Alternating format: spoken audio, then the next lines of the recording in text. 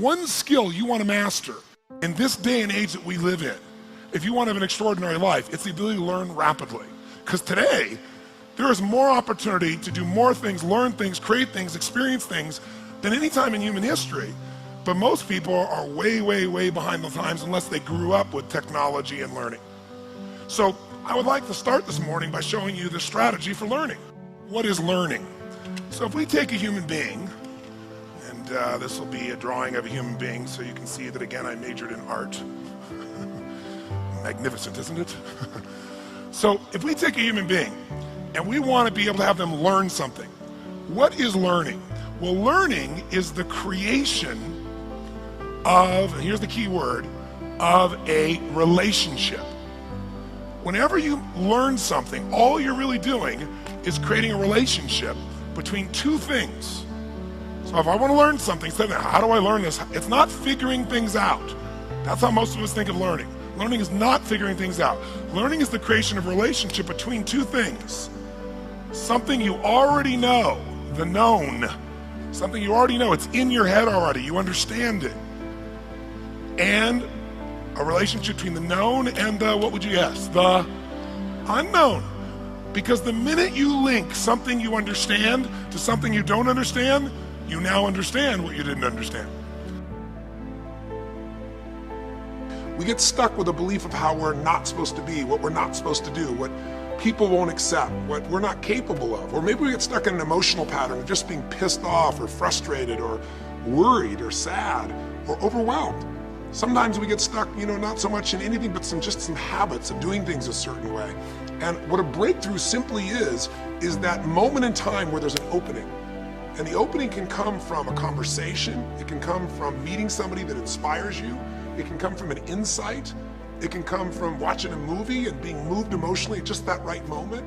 It usually comes because something kind of clicked inside of us, something snapped us and made us look at life through a different filter, in a different way. And it's a real breakthrough because you take that little insight, that little distinction, that little moment, or maybe that little or big emotion inside of you that says, no more, I'm gonna change this, and suddenly you do something to make your life better. You break out of the impossibility of life has to be this way or life is controlling me, and you start to take back control of your life. You start to make the shift that creates the quality of life that you really deserve.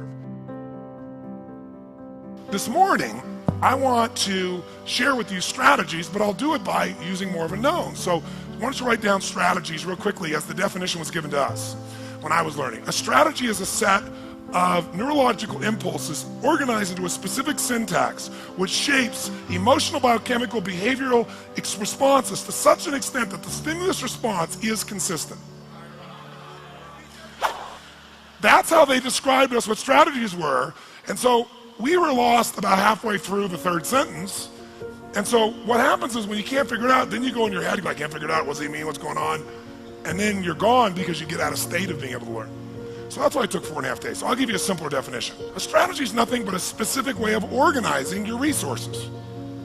It's a specific, underline specific, it's very important, it's a specific, it isn't general. A very specific way of organizing your resources in order to, keyword, consistently get a very specific result. So it's a specific way of organizing your resources in order to consistently, not once in a while, consistently get the result you want. Now, what is a resource? Well, it depends on the environment you're using a strategy in. Is time a resource, yes or no? For getting the results you want in your life, yes or no? Is human emotion a resource? Yes, if you use anger, are you going to get different results than if you use joy? Is your physiology a resource for creating that emotion, yes or no?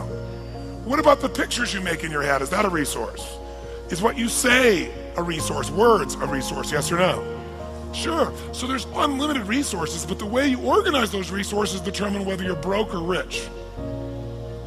Your time, your mental focus, your attitude, the way you work or don't work, where you spend money or don't spend money. See, it's not can you be rich or poor, it's just strategy. The problem is most people are unaware of what their strategy is. Most people have an excellent strategy for having too much month at the end of the money. Excellent strategy, and it's very effective, and it consistently produces that result, doesn't it? How many have ever mastered that strategy in your past? Say aye. I also get people when they're having a tough time, because that's when people get driven to do something, when it gets bad enough, when they go through a real tough time and I gotta help them to shift. And the first place I have to start is with the energy. Because inevitably when somebody's stuck, if you've ever been stuck, what's your energy like? High or low? Show me guys, high or low, which one? You know damn well it's low. So where do we get that energy, that habit? We use our body, we use our voice. So for example, 44 years I've been turning athletes around, business people around, the Serena Williams of the world, the Conor McGregors, right? The Pitbull, all the people around the world I get to work with from every walk of life, entertainment, business, sports, finance. And in every case, I start with the body. One woman just decided, you know what? You can't take my dignity from me. I can only give that up, and I don't choose to give it up. And I will not go back to the bus. The answer is no. And Rosa Parks changed an entire society because that day she chose to focus on something else. She gave it a different meaning. This is not a command. You do not have control over me. And she decided to fight. And she changed the direction of a country and of many other countries. She started something. We forget that you don't have to be famous to have the ability to change at least your own personal history, to change the direction we go in our life. We have the power to choose, even if you haven't before. You can finally say, no more, I won't put up with that, within myself or from anybody else. And here's what I'm gonna do differently. That's where the breakthroughs really start to happen. Now the question is, why do some people stand their ground and make something change versus other people just kind of accept things? Why do some people make bold decisions and other people make decisions that are based on trying to hang on to what they've got? Well, that's a more complex question to answer than we might have in a few minutes in this one session, but it is one that I've spent my life studying, because when you can change your decisions, you can change your life. When you can change the force that controls your decisions, you can change anything in your life. We find ourselves announcing our standards to our relatives, our friends, our associates. We shout our beliefs and condemn those who believe any differently, but then we don't walk the talk. We end up acting in a way far different from the beliefs we've shouted. We tell our kids that the TV is rotting their minds, yet we spend our evenings in front of it. We tell our employees that they must take advantage of every minute of the working day, yet we spend 3 hours at lunch. Do as I say, not as I do. This is inconsistent. This leads to a loss of credibility among those who watch us. And more importantly, this leads to a loss of credibility within ourselves. The only thing worse than one who is inconsistent in applying their self-imposed disciplines is one who has never considered the need or the value of discipline at all.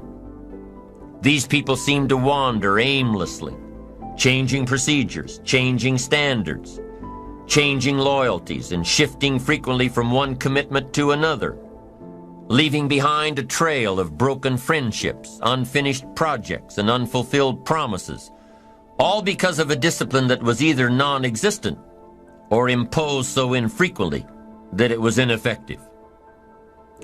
Here's the third step to becoming consistently self-disciplined.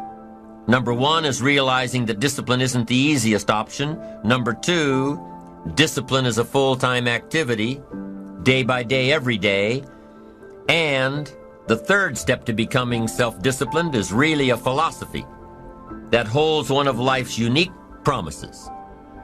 Number three simply says, for every disciplined effort, there is a multiple reward. That's one of life's great arrangements. It's like the law of sowing and reaping. In fact, it's an extension of the biblical law that says if you sow well, you reap well. How do you keep going? Why do you keep going? There's two sides of pain. There's one side of pain that's the suffering and the discomfort side of pain. But then there's another side of pain that's called effort. It's called glory. It's called if you can find a way to push through pain, there's something greater on the other side of it. Because the only one that is stopping you is you. I need you to take control over every single area, and then someday gonna be your day. Excuses are for weak people. If you're gonna make it happen, get your ass up and get to work. So in the future, you look back at these struggles and you say to them, thank you. You made me